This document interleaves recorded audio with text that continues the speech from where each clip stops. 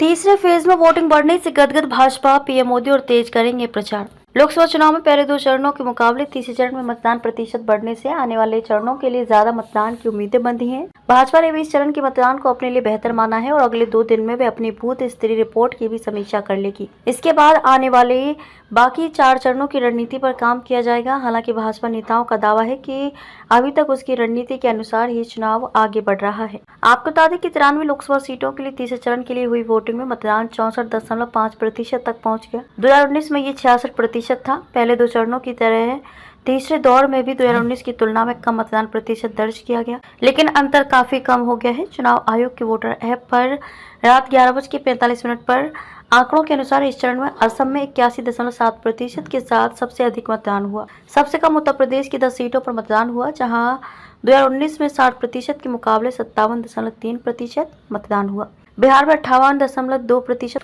और गुजरात में 59.2% वोटिंग हुई। भाजपा इस बार लगातार तीसरी बार सत्ता की दावेदारी ही नहीं बल्कि उसका लक्ष्य भी बड़ा है।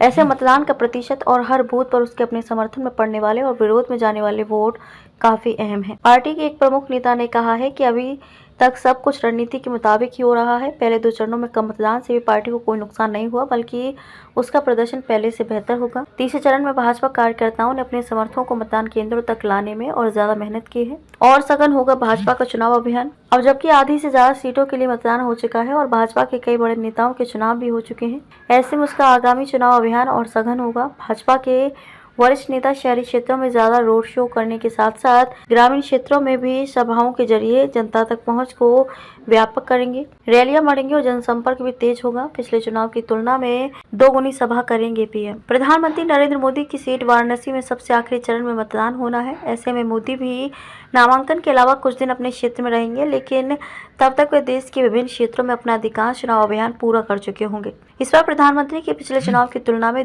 2 गुनी सभाएं होने की संभावना है। पीएम मोदी के अलावा गृह मंत्री अमित शाह, रक्षा मंत्री राजनाथ सिंह, उत्तर प्रदेश के मुख्यमंत्री योगी आदित्यनाथ, मध्य प्रदेश के पूर्व मुख्यमंत्री शिवराज सिंह चौहान, केंद्रीय मंत्री नितिन गडकरी भी धुआंधार प्रचार करेंगे।